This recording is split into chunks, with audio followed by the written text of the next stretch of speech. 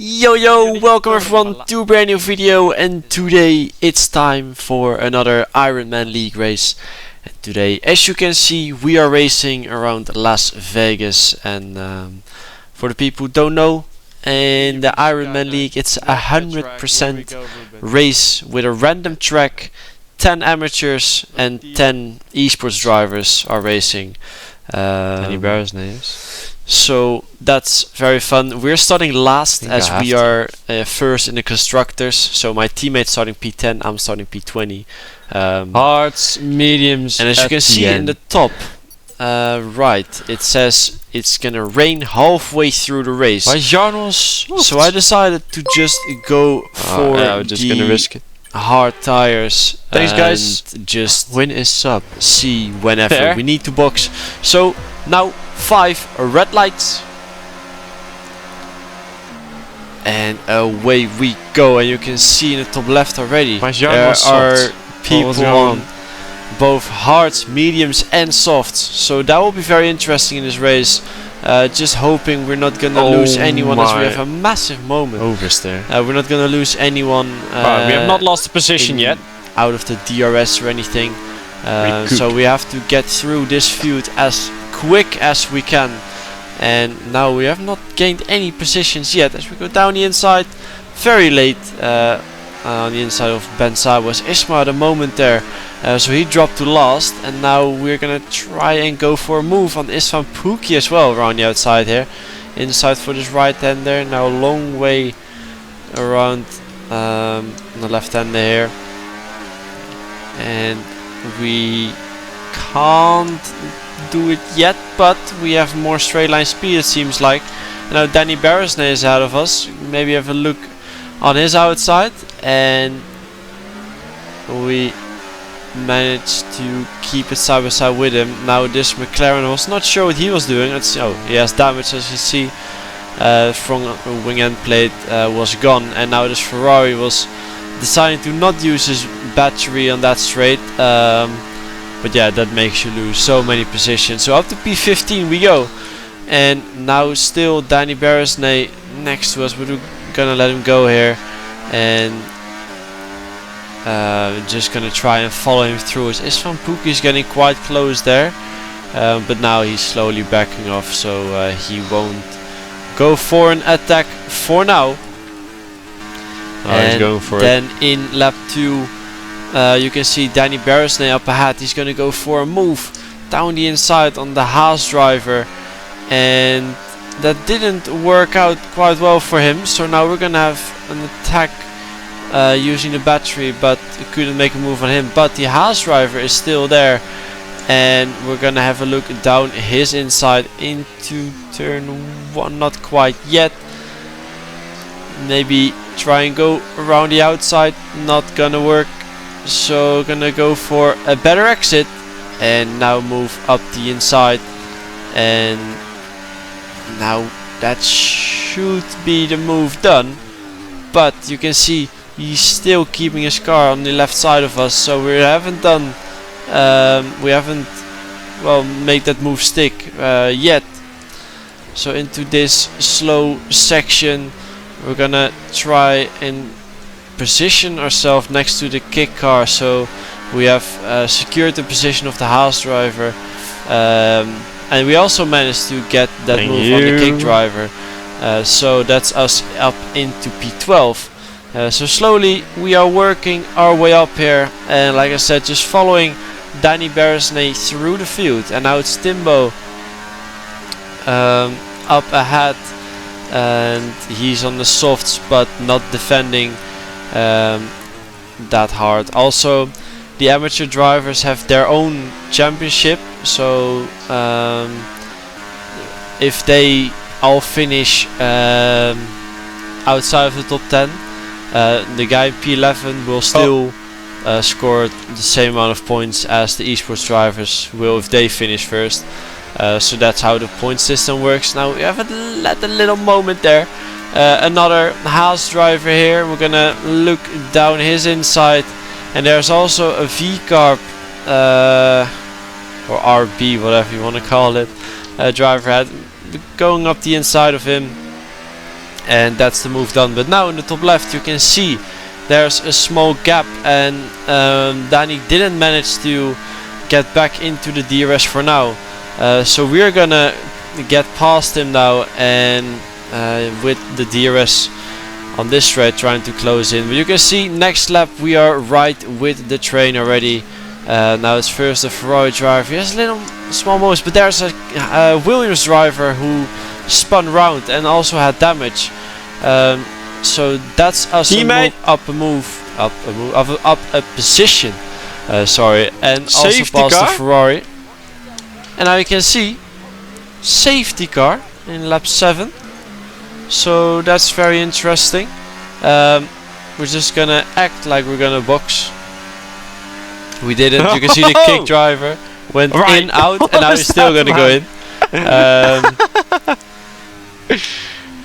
But it was gonna rain quite soon. I think the rain is coming earlier than we expected at the start of the race.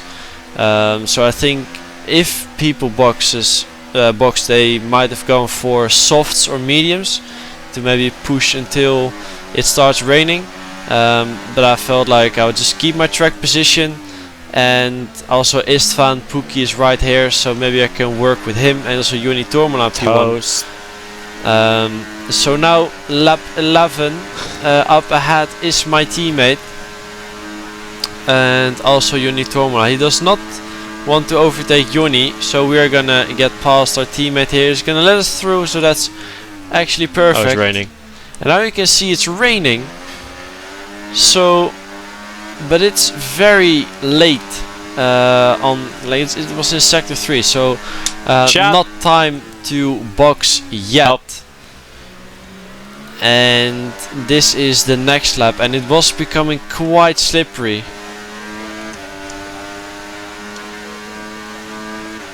So it says 10 more minutes of rain, so it won't be here for too long.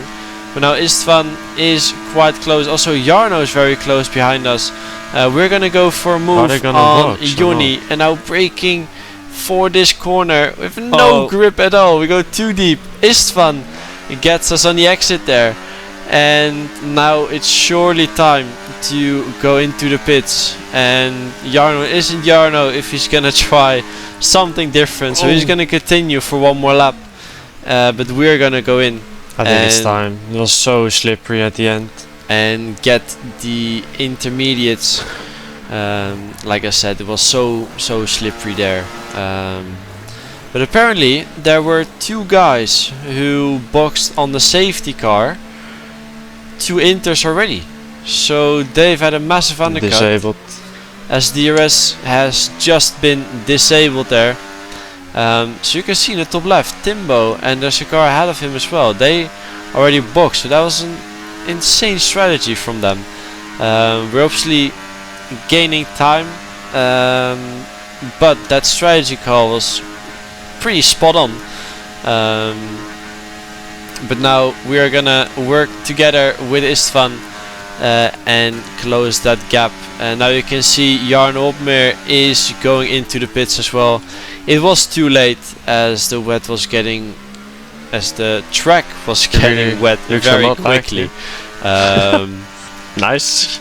So we gained quite a bit of time, but he will surely be back at some point in the race again. But now you can see the cars are ahead of us, and I was thinking if I can get past them as soon as possible, I might be able to pull a gap to the cars behind. So now we're gonna use our battery and try and make a move up the inside into turn 3, I think it is. We're gonna brake too late. Oh yeah, I fucked up. I'm so sorry.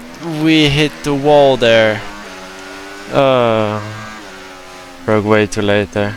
And that was completely my fault. Well, my front end plate is disappeared. So what happened there?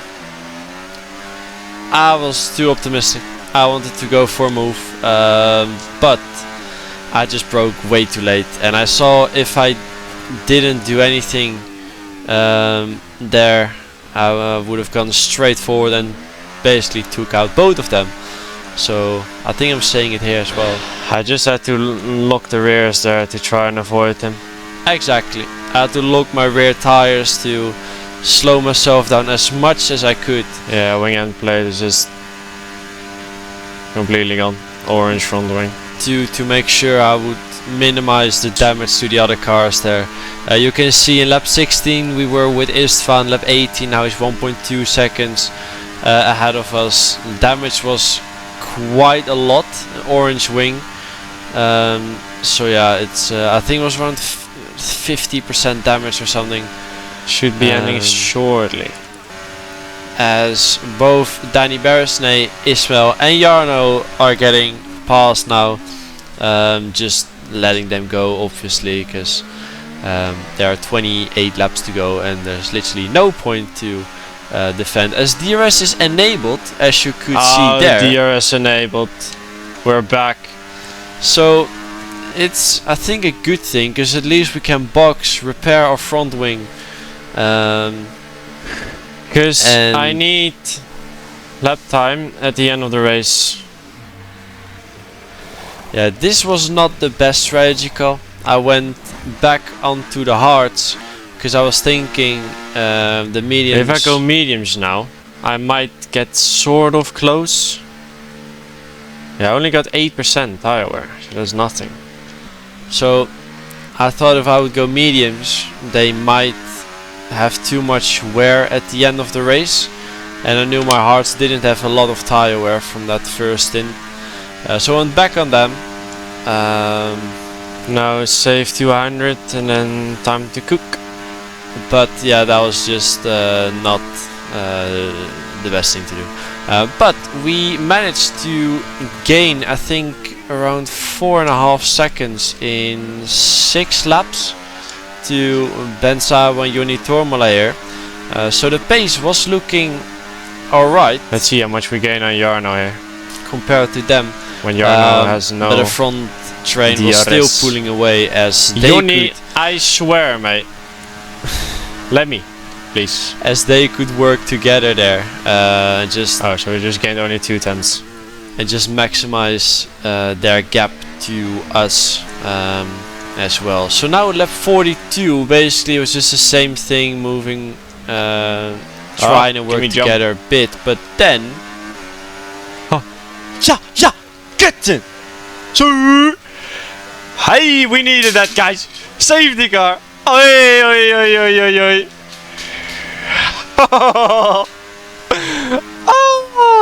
Let's stay out. Of course not.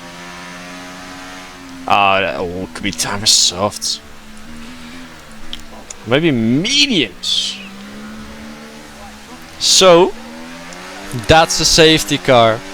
And I was obviously very happy with that. But then, now in this pit entry, we're going to do something I've never done before. We're going to go for a move on Joni Tormola.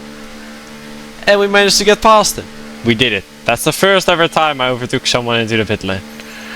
So, I was quite happy with that. Feels good, to be honest. Free position, basically. Now lap 45, it's time to go racing again. And Jarno decided to go for mediums. Probably again just doing something else than the others. But that gives me a small advantage to make a move somewhere in these first couple of laps.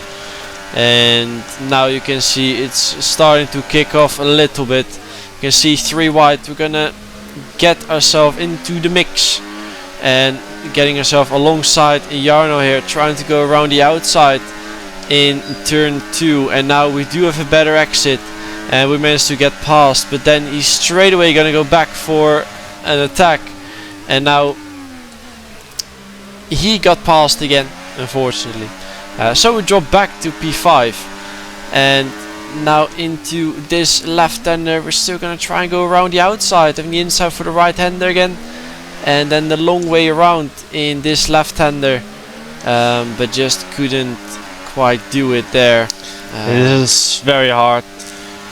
Like I said, it's very hard to get past in that section. And now lap 48. It's gonna break early.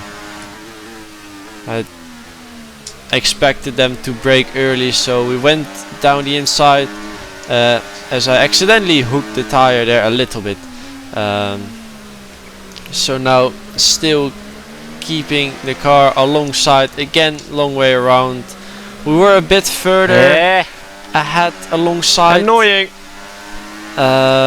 If that's the right way to say it, but still not managed to get past, unfortunately. So now lap 4, starting the final lap actually. We are still P5 and we're just gonna save battery for the very last, for the very end of the race, because simply it's not gonna do much if we are already going for an attack. But you can see ahead, Danny Beresnay is keeping quite a big distance between him and Istvan Pukki, and that was simply because Istvan had a penalty and Ismail Fassi also took a penalty in that corner. So doing the same. we're not P3, and now Danny Beresnay is going for a move on Istvan. But you can see there's not really any chaos at all. Yeah. So nothing to do. Everybody was doing the same thing. Unfortunately, very smart from them. But that means that we couldn't go for P3. any move. So it is still a podium. Yeah. So we can be very happy with that. Starting position P20, man. I think if we Not bad. didn't get that damage in that Good Dutch people. when we overtook the Get in. I think Timbo in turn 3 on the inters, then it could have been a way better result. Well, it's not. I think there's not way better we results have than P3, but only it scored was closer podiums to getting the win. in But anyway, guys, this thanks for championship. watching, and I'll catch you guys next time. first race we did. Ciao. We won.